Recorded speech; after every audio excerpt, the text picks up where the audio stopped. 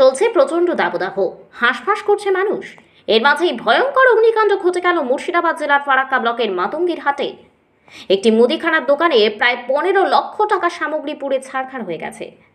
আজ বেলা 11টা নাগাদ হঠাৎই মাতঙ্গীর হাটের একটি দোকানে স্থানীয়রা আগুন দেখতে পায়। প্রথমে স্থানীয়রা নিজের উদ্যোগে আগুন নেভানোর চেষ্টা করেন। পরিস্থিতি নিয়ন্ত্রণের বাইরে চলে গেলে দুটি দমকলের ইঞ্জিন এসে উপস্থিত হয় ঘটনাস্থলে। দমকল বাহিনীর প্রচেষ্টায় দ্রুত আগুন নিয়ন্ত্রণে আনা হয়। প্রাথমিকভাবে অনুমান করা হচ্ছে যে শর্ট সার্কিট থেকে এই আগুন লেগেছে। অগ্নিকাণ্ডের খবর পাওয়ার পরেই তড়িঘড়ি ঘটনাস্থলে পৌঁছে যান ফারাক্কার বিধায়ক মনিরুল ইসলাম। তিনি সরজমিনে ঘটনাটি পরিদর্শন করেন। তিনি জানান যে একে প্রচণ্ড দাবদাহ, তার উপরে শর্ট সার্কিট থেকেই আগুন লেগেছে। আজকে দিনের তাপমাত্রা প্রচুর থাকায় অগ্নিকাণ্ড নিয়ন্ত্রণে আনতে বেগ পেতে হয়েছে এবং ক্ষয়ক্ষতি বেশ ভালোই হয়েছে। তিনি আশ্বাস দেন যে দোকানদারদের পাশে তিনি থাকবেন। সরকারি অথবা বেসরকারিভাবে যতটা সম্ভব তিনি ক্ষতিপূরণ দেওয়ার চেষ্টা করবেন।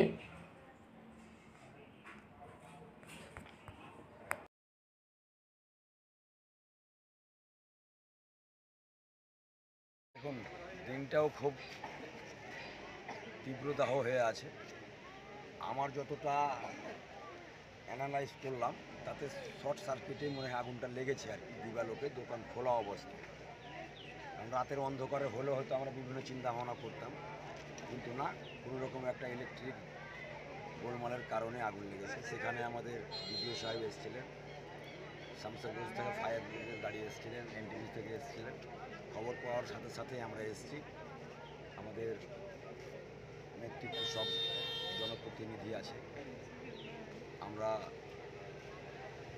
যার ঘরে আগুনটা লেগেছে অনেক মাল যাচ্ছিল, সবগুলাই নষ্ট হয়ে গেছে। এর পরিবারের পাশে কি করা যায় আমরা দেখছি সরকারিভাবে। আর ওনার ভাই যেটা বললো, বিভিন্ন ব্যাংকের লোন ফোন আছে, ইন্স্যুরেন্স আছে কিনা সেটাও আমরা খতিয়ে দেখব। আর আমরা ওর পরিবারের পাশে সরকারি বেসরকারিভাবে ওর পাশে থাকবো। আমরা বলতে পারছি না, কিন্তু আমি বাইরে থাকি, দোকানটা আমার বন্ধুরই, গ্রামেরই। খবর পেয়ে আসি, এসে দেখি যে কিছু লোক আগুনটা নেওয়ার চেষ্টা করছিল বা নেওয়াচ্ছিল। এর মধ্যে এসে দেখি যে পুড়ে সব খাই।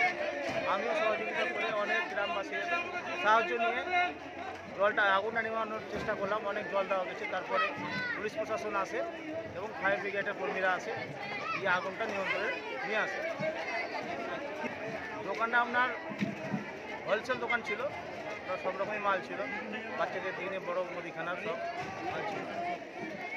প্রায় এখন যা খবর পাচ্ছি 10 থেকে 15 লাখ টাকার মাল ছিল এবং টাকা পয়সা ছিল, সব পুড়ে ছাই হয়ে গেছে। ছিল সব শেষ। প্রশাসনের ভূমিকা ভালো ছিল। আমি এসে দেখেছি পুলিশ প্রশাসনের একটা গাড়ি এসেছিল, তারপরে কিছুক্ষণের মধ্যেই ফায়ার ব্রিগেডের গাড়ি আসে। তার আগে গ্রামবাসী অনেক সহযোগিতা করে আগুনটা নেওয়ার চেষ্টা করেছে এবং সফল করেছিল। এর মধ্যে কিন্তু পুরো সব ছাই হয়ে গেছে, সব শেষ হয়ে গেছে।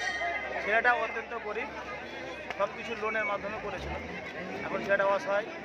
আমরা চেষ্টা করবো যে প্রশাসনের কাছ থেকে কিছু হেল্প করে ছেলেটাকে বাঁচানো যায়, আবার নতুন করে ব্যবসায় ফেরানো যায়।